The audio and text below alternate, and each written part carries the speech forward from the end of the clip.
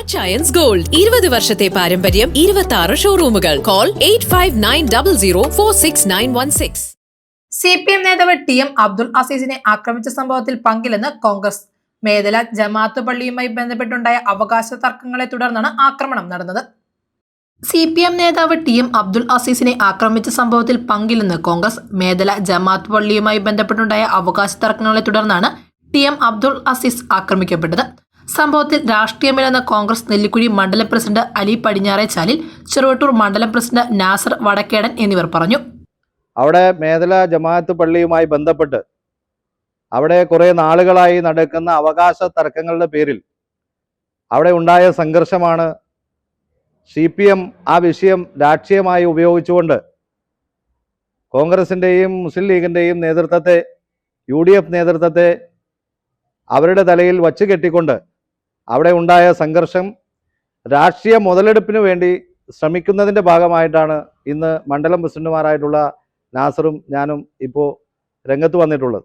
കഴിഞ്ഞ പഞ്ചായത്ത് തിരഞ്ഞെടുപ്പിൽ ഈ 1-ാം വാർഡ് ഉൾപ്പെടെ കാലങ്ങളായി, പതിറ്റാണ്ടുകളായി വിജയിച്ചു വരുന്ന 1-ാം വാർഡ് ഉൾപ്പെടെ ഈ പഞ്ചായത്തിൻ്റെ ഭരണം ഇവരുടെ ഈ അക്രമ രാഷ്ട്രീയവും ഇത്തരത്തിലുള്ള ഈ രാഷ്ട്രീയ മുതലെടുപ്പും ജനങ്ങൾ മനസ്സിലാക്കിക്കൊണ്ട് ഇവരുടെ പാർട്ടിക്കാർ പോലും വോട്ട് ചെയ്താണ് UDF ഇവിടെ അധികാരത്തിൽ വന്നിട്ടുള്ളത്.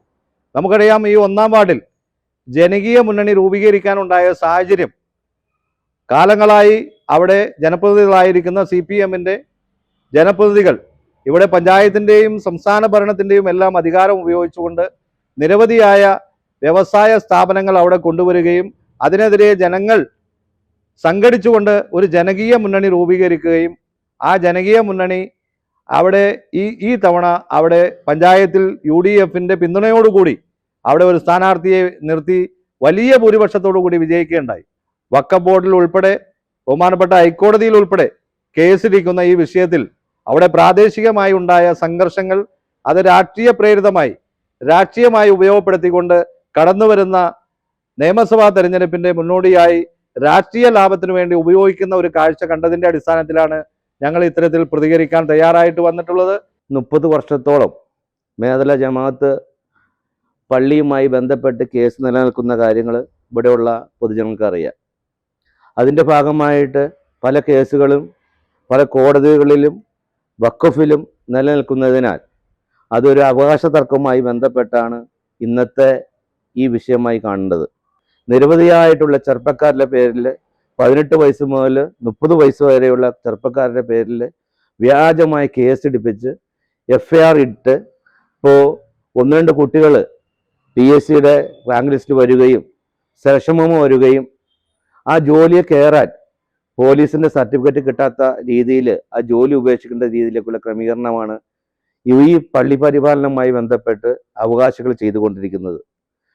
മന്നയുമല്ല, വിദേശ രാജ്യങ്ങളിൽ പോകുന്ന കുട്ടികൾക്ക് വേണ്ടി പാസ്പോർട്ട് പുതുക്കുവാനോ ഈ കേസ് നിലനിൽക്കുന്ന പേരിൽ പാസ്പോർട്ട് പുതുക്കുവാനുള്ള സാഹചര്യം നിലവിൽ വന്നിട്ടില്ല. ഇപ്പോൾ ഒരു ജനകീയ മുന്നണി രൂപീകരിച്ച് മേദല പ്രദേശത്ത്, പ്രത്യേകിച്ച് 1-ാം വാർഡ് പോലുള്ള സ്ഥലത്ത് ജനകീയ മുന്നണി രൂപീകരിക്കുകയും പഞ്ചായത്തിലേക്ക് ഒരു മെമ്പറെ സൃഷ്ടിക്കുവാനും ജനകീയ മുന്നണി സാധിച്ചു. അതിൻ്റെ ജാള്യത മറയ്ക്കാൻ വേണ്ടിയിട്ടാണ് CPM ഇതെല്ലാം UDFൻ്റെയും കോൺഗ്രസിൻ്റെ തലയിൽ കെട്ടിവെച്ച് ജനങ്ങളെ കബളിപ്പിക്കുന്നത്. സംഭവത്തിൽ ഖേദം രേഖപ്പെടുത്തുന്നതിന് ആക്രമണത്തിന് ഇരയായ TM അബ്ദുൾ അസീസിനെ ഫോണിൽ ബന്ധപ്പെടാൻ ശ്രമിച്ചിരുന്നു. ആക്രമണ രാഷ്ട്രീയത്തോട് കോൺഗ്രസിന് യാതൊരു പ്രതിബദ്ധതയുമില്ല. കഴിഞ്ഞ പഞ്ചായത്ത് തെരഞ്ഞെടുപ്പിൽ ഉണ്ടായ തകർച്ച പരിഹരിക്കുന്നതിന് വേണ്ടി സംഘർഷത്തെ CPM ഉപയോഗിക്കുന്നു. ഇത് അവസാനിപ്പിക്കണമെന്നും കോൺഗ്രസ് നേതാക്കൾ പറഞ്ഞു. News desk, Muvattupuzha news. എന്റെ കാഴ്ചയ്ക്ക് ചില ബുദ്ധിമുട്ടുകൾ അനുഭവപ്പെടാൻ തുടങ്ങിയത് ഈയിടെയാ. ആദ്യം ടെൻഷനായി. മകളാ പറഞ്ഞത് അഹല്യയിൽ പോകാൻ. അഹല്യയ്ക്ക് 30 വർഷത്തെ പാരമ്പര്യവും വിശ്വസ്തതയുമുണ്ട്. അഹല്യയിലെ വിദഗ്ധരായ ഡോക്ടർമാരുടെ ചികിത്സ കൊണ്ട് എനിക്ക് എന്റെ കാഴ്ചശക്തി പൂർണ്ണമായും തിരിച്ചു കിട്ടി. ഇപ്പൊ എനിക്ക് ഈസിയായി വായിക്കാം. നേത്ര സംരക്ഷണത്തിന് നമ്മുടെ Ahalya. Ahalya foundation eye hospital, കേരളത്തിൽ എല്ലായിടത്തും.